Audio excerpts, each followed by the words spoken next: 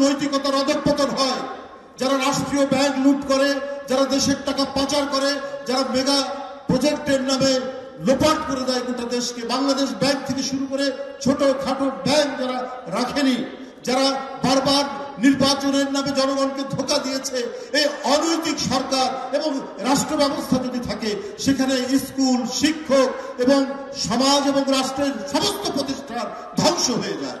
সেটার নমুনা এই 17 বছর শেখ হাসিনার শাসন।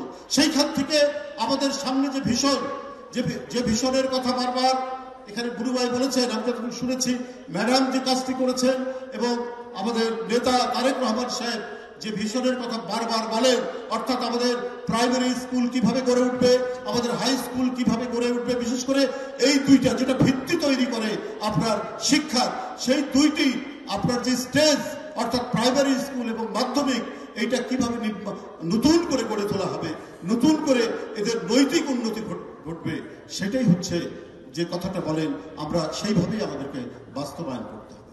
আপনার বিল্ডিং অনেক হয়েছে, অনেক বড় বড় আমরা কলেজ দেখেছি গ্রামে গঞ্জে, কিন্তু ছাত্রদের যে মূল যে বিষয়টি নৈতিক শিক্ষা, সেটা যদি শিক্ষকের মধ্যে না থাকে, তাহলে সমাজ একেবারে ভেঙে যাবে, একেবারে তছনছ হয়ে যাবে। সেই পরিস্থিতি 17 বছর হয়েছে। তো সুতরাং একটি সুন্দর সমাজ নির্মাণের জন্য, একটি জ্ঞান ভিত্তিক রাষ্ট্র এবং সমাজ নির্মাণ করার জন্য শিক্ষকদের অবদান অপরিসীম। আপনাদের যে নেতা সেলিম ভুঁইয়া, আমি আর সে মাসের পর মাস কারাগারে পাশাপাশি রুমে থেকেছি, একই কারাগারের ভেতরের হাসপাতালে একই সাথে থেকেছি। এখন তো জীবাণুদের থেকে বাঁচালে সারাদিনকে বাঁচাবে, ডেটল বাঁচাবে। ডেটল দেয় জীবাণুর বিরুদ্ধে 12 ঘন্টার সুরক্ষা বলয়। সুরক্ষার বিশ্বাস থাকুক দিনভর। তার সাথে ঘন্টার পর ঘন্টা আলোচনা হয়েছে। আমি খুঁটিয়ে খুঁটিয়ে জিজ্ঞেস করেছি যে আমাদের বিএনপির আমলে আর কি কি অবদান রয়েছে। আমি সবচেয়ে বিস্মিত হয়েছি যে মাদ্রাসাগুলোতে একজন মহিলা শিক্ষক দিতে হবে। এইটা হচ্ছে দেশনেত্রী বেগম খালেদা জিয়া এই বিধিটা করে গেছেন, এই ব্যবস্থাটা করে গেছেন। এটা তো ওমেন এম্পাওয়ারমেন্ট, নারীর ক্ষমতায়নের এক অদ্ভুত, আমি বলবো যে একটা উৎকর্ষতা, যে বিশেষ করে স্কুল শিক্ষক মাদ্রাসায় সেখানে যদি মহিলাদের যদি একটা নির্দিষ্ট সংখ্যা থাকে, তারা যদি প্রত্যেকে যদি শিক্ষকতা করতে পারেন, তাহলে নারীর ক্ষমতায়ন স্বয়ংক্রিয়ভাবে সেটা বাড়বে। আমরা এই কারণেই বিএনপি আমরা করি কেন? শুধু জিন্দাবাদ জিন্দাবাদ করার জন্য তো নয়, বিএনপির নৈতিক উন্নয়নের যে কাজগুলো করেছে সেটার জন্য আমরা বিএনপিকে ভালোবাসি। বিশেষ করে আপনি দেখুন, আমি বলেছি যে অনেক বিল্ডিং হয়েছে, অনেক কি বলে যে শিক্ষা প্রতিষ্ঠানের নামে অনেক কিছু করা হয়েছে, কিন্তু নৈতিকতাকে ধসিয়ে দেওয়া হয়েছে।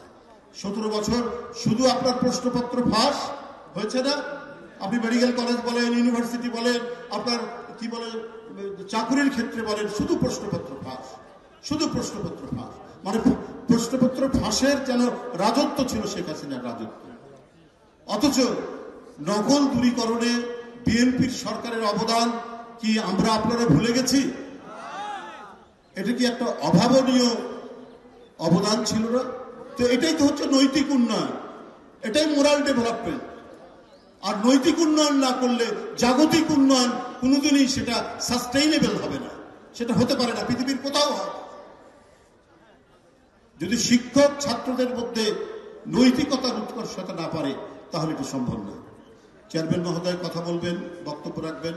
আপনারা দূর দূরান্ত থেকে এসছেন, আমি আন্তরিক শুভেচ্ছা জানাচ্ছি, ভালোবাসা জানাচ্ছি আপনাদের সবাইকে।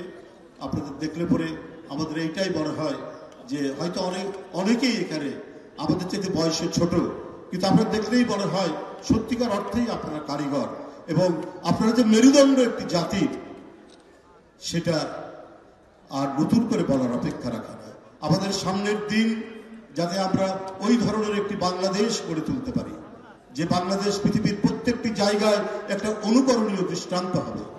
আমরা প্রত্যেকটি ক্ষেত্রে, কি বিজ্ঞান, কি সাহিত্য, কি শিক্ষা, কি অর্থনীতি, প্রত্যেকটির ক্ষেত্রে যুগান্তকারী এক একজন ব্যক্তির আমরা আবির্ভাব দেখতে পারবো, যদি আমরা আমাদের গোড়াটা যদি শক্ত করতে পারি, শিক্ষার যে মূল ভিত্তি প্রাইমারি স্কুল, মাধ্যমিক স্কুল, এইটার যদি আমরা ভালো একটা ফাউন্ডেশন দিতে পারি, তাহলে সেটা সম্ভব হবে।